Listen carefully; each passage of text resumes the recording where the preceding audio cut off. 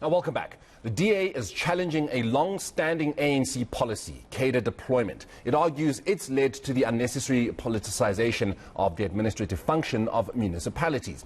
The party says this has destroyed technical professionalism in top positions, leading to poor service delivery. Now, let's discuss this with Kevin Allan, who is the MD of Municipal IQ. A very good morning to you, Kevin, and thank you so much for joining us. Of course, you've written about this as well, and you yourself are saying that Cadre deployment is a poison in our local municipalities. I mean, just, let's try and unpack that. Let's expound on that and let us know exactly what it is you mean by a poison.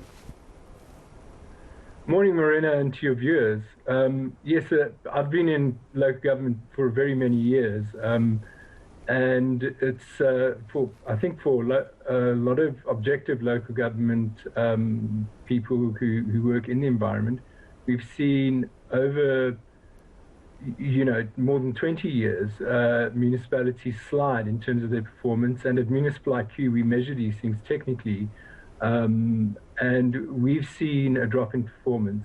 And I think central to this is that the people on the ground in charge of municipalities, so councillors in councils, and then administrators, top managers, that there's been a problem with these people. And in a nutshell, these people have been shown to not have the correct qualifications, if they have any qualifications at all, and not to have experience in local government. Now, you just cannot run any organization, be it in the private or the public sector, with a budget of millions and sometimes billions of rands, if you don't have qualifications and experience to do this. So, it's shocking to see that a municipal manager with no qualifications or qualified as a nurse or and with no years of experience in the sector is appointed as a municipal manager or as a senior manager.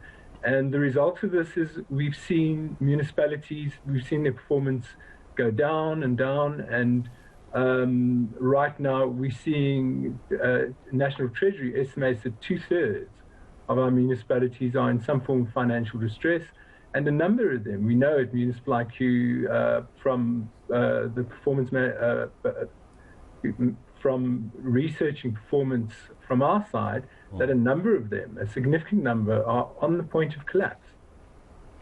Kevin, politicians who are competent, who are capable, who are qualified to execute certain jobs are still exactly that, politicians. And in politics, there is power struggles, there is political maneuvering, as of course we are seeing with the governing party, the ANC, this year in the build-up to their elective conference. So what good is someone who is qualified to do the job but is still not doing it because their focus is ensuring that they climb up the political ladder?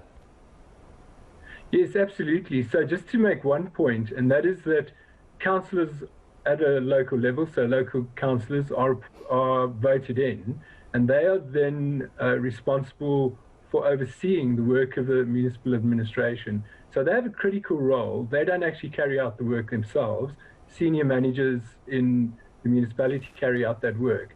So you don't need qualifications to be a councillor, but you need to be the correct person for that job, and you need the correct motivation and incentivization. The problem is that the incentivization at a local level is not the good of the municipality. It's not to deliver services. It's become very clear that the incentivization at a local level is actually to please local, regional branches of a political party, and to do what councillors and often senior administrators who have also been appointed indirectly by regional political parties and sometimes regional factions, or sometimes political fiefdoms, for lack of a better word. Yeah. And these are the people who both administrators and local councillors report to. And that's highly problematic, because once they are in position, we expect local councillors and administrators to do their job, to do the job that in theory they've been appointed to do, which is to provide local services and other such things in a municipality. Now, if your incentive is just to please your political masters because they've appointed you because you're a senior person or a strategic person within a faction or within some local political fiefdom being controlled by someone, who outsiders are unaware of, then that's highly problematic. I mean, your incentive is not to deliver services, it's just to please these people. And that's really what cadre deployment has become. And that is why cadre deployment is just so poisonous. It's because the incentivization of both municipal councillors and administrators is completely wrong. They are not incentivized to do good, to do the best job that they can for local residents who they represent and who they paid to provide services for. They are incentivized to please their more senior colleagues in political parties and in regional political parties, local and regional parties.